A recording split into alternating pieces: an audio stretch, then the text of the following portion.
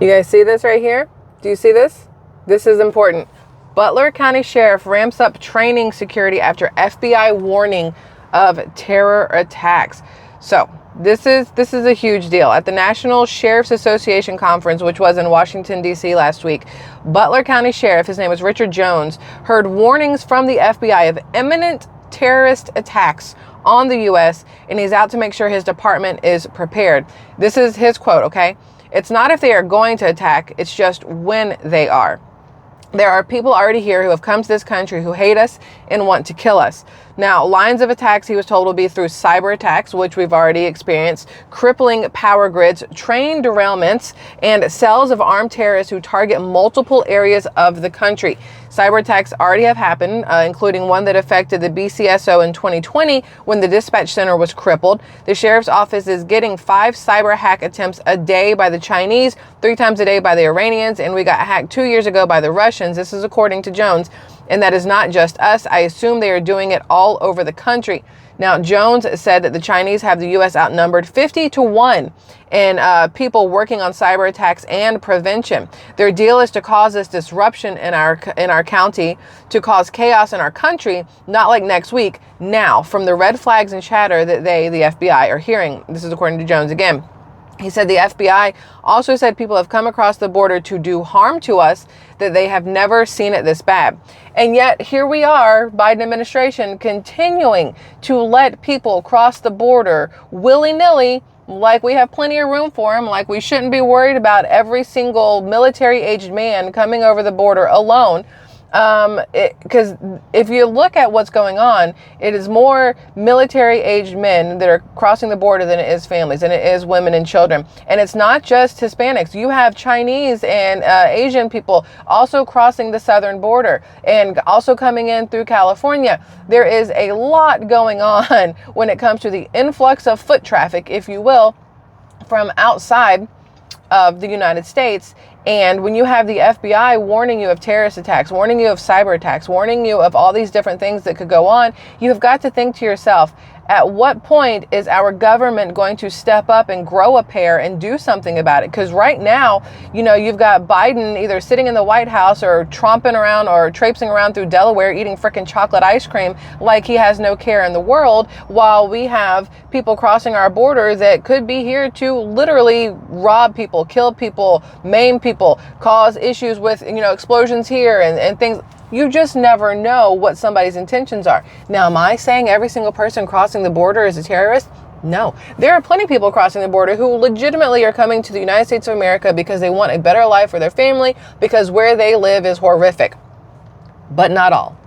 But not all. There are people crossing our border who are only doing so that they can wreak havoc on the United States of America. I have said it before and I will say it 10,000 times. We are our own Trojan horse. We are letting people into our country so that once they get in here, they can then reach out and do whatever they want to do to wreak havoc on the United States of America. Watch us crumble. Watch us fall from within. We don't need to be attacked from outside by China. We don't need to be attacked from outside by Iran. We don't need to be attacked from outside by like Mexico or Venezuela or Ecuador or any of these other places.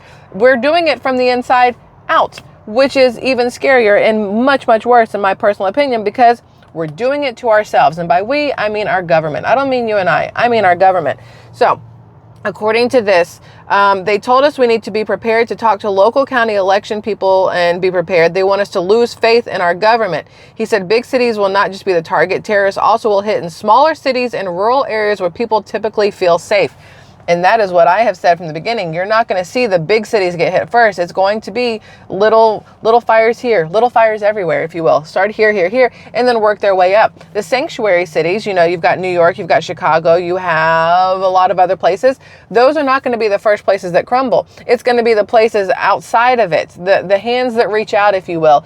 Little places where you've got a farm that just suddenly goes up in flames. You've got a bunch of cows that just randomly die for no apparent reason. You have chicken coops that explode. You have dairy farms that explode. You have all these things happening. And here we are wondering, you know, if we're being attacked, if our government's doing this to us. Maybe it's the literal sleeper cells, the terrorists that are coming in across our southern border that are meant to destroy things here. You may not know this, but last year We, the United States of America, imported more goods from Mexico than we did from China for the first time in history. First time in history. We also had, in the last couple of years, more destruction and fires and damage to our food supply within our country than we have ever before. So let's look at this. You have people crossing the southern border, and then all of a sudden our country starts to go to hell in a handbasket, and then we turn around and spend all of our money right over the southern border to buy from the same countries that are sending people in.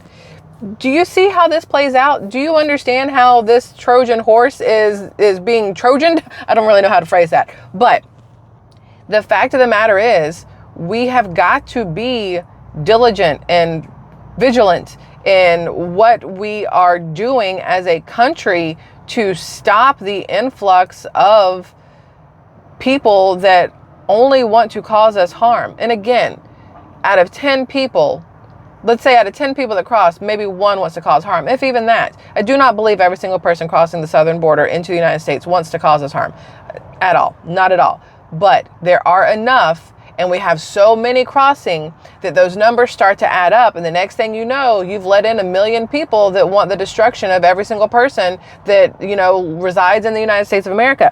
So this whole thing with the Butler County Sheriff saying, they've got to get ready for these terrorists makes sense. Then you have here, Tennessee man who was working with militias planned to act as a sniper and attack the southern border. This is according to the feds. It says Paul Fay was arrested on Monday, just a couple of days ago, after he allegedly sold an undercover agent working with the FBI an unregistered suppressor for an AK-47. And this is according to federal court records. Your good old Department of Justice right here. You know what I'm saying there, guy? Yeah, so it says this Tennessee man planned to travel to the southern border with an arsenal of weapons and explosives to stir up the hornet's nest, his words, and was arrested on Monday.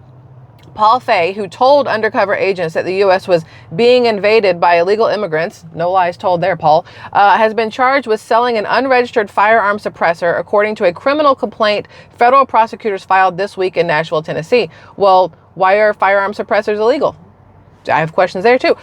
Fay faces a maximum sentence of 10 years in prison if convicted for selling a firearm suppressor. Not for anything else, just so we're all fully aware. He didn't do anything but sell something to somebody, and now he's 10 years in jail. Fay had been on the FBI's radar for a year, and late last year he told an undercover FBI agent that he was coordinating with militia groups from Kentucky, Georgia, North Carolina, and Tennessee in planning to travel to the border. He said he planned to meet up with a person who could make explosives to take to the U.S.-Mexico border. His aim was to stir up a hornet's nest, again, a quote, and garner significant media coverage. What I hope happens is called a domino effect. I want the news to find out about it.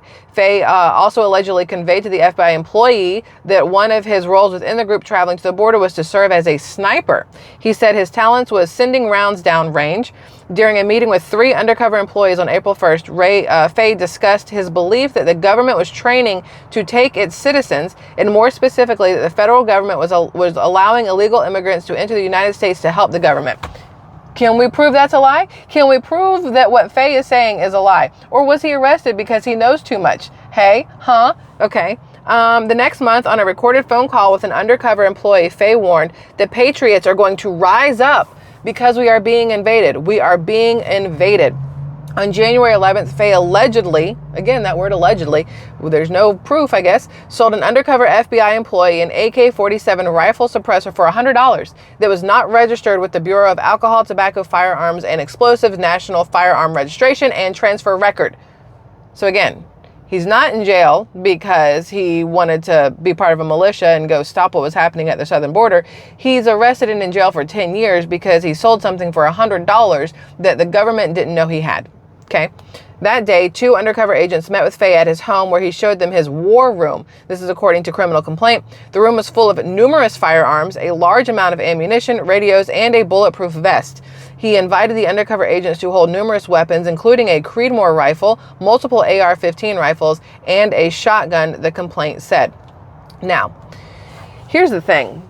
Paul Fay may have slipped up and been caught and arrested, but I would almost guarantee there are more patriot patriots out there who feel like Paul Fay and are, sick of the government not doing a damn thing about what's going on at the southern border, who want to take matters into their own hands. So you're going to hear a lot of stories from the FBI saying, well, we arrested this one, we got this one, we got this one, we got this one.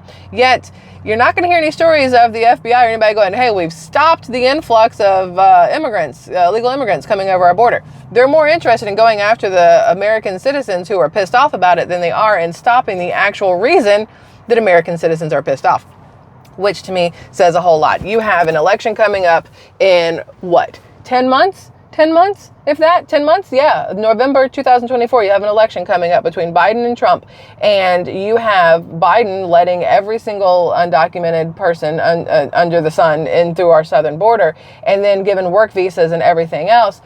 How hard is it for them to falsify votes? Or when they get in and get a work visa, can they then vote? I honestly don't know. I did not look that part up before I started talking about this, so I do not know the 100% answer on that. And are certain cities different than others? Are certain states different than others when it comes to who can and cannot vote? Because maybe they're letting everybody in so they can get those Democratic votes, because you let them in and give them $5,000 a cell phone and a bus ticket or a plane ticket to a sanctuary city, they're going to be indebted to you, right? That's how Biden feels. I'm not quite sure. All I know is that there are a lot of issues right now with what is going on and all of these migrants. I mean, New York is arresting migrants finally, especially after these migrants have been beating up police officers. I mean, you have to assume that at some point they are going to get arrested. These guys, I talked to you about them already. This is very hard to see in here, I'm sorry, that were arrested for beating up police officers and then got let go. There were, according to this, 1,885 assaults in 2022, 2,235 assaults in 2023 in New York City alone. And that is a sanctuary city. And hundreds of thousands of Hispanics have been bussed in. Police are searching for more suspects in all of these different things. It's absolutely ridiculous that we are where we are as a country with having to worry about what's going to happen to us and our loved ones because of the influx of immigrants, which, I mean, this whole country is founded on immigration. We know that. We're fully aware of that. Everybody came here from a different country except for the Indians who lived here to begin with. We're all immigrants, but it's a little different now. It is a little different now. I'm pretty sure that things are being done a lot differently now than they were in the very beginning of this country. So I don't know. I don't even know what to say when it comes to all of the illegal immigrants coming in. Because again, not every single person is going to be bad. And I need people to understand that. You cannot look at a Hispanic person and be like, oh, they're illegal. No, that's not how that works either. And you don't need to be scared of every single one. But how do you know who to be scared of? How do you know what white person to be scared of, or black person to be scared of, or Asian person, or Hispanic person? And I feel like this is being pushed so that we as a country are supposed to be scared of anybody who looks Hispanic, and I don't think that should be the case.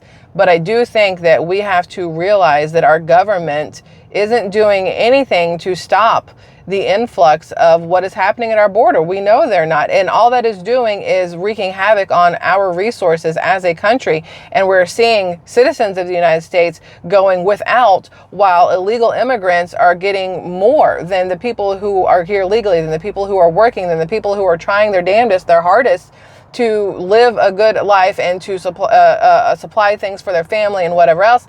And then here you have the government giving millions and millions of dollars to resources for illegal immigrants, for housing and food and whatever else. And they're doing nothing for our homeless Americans, our homeless veterans, anybody else that they should be taken care of. They're focused on the wrong things. And then it makes you go, why? Why is that the focus? Why is that where our money and resources are going? Why is it everywhere but to the people that it should be going towards? Trojan horse. Who's at the helm of the Trojan horse? That's the big question. So, Squirrel Tribe, I just wanted to bring that to your attention. Yeah.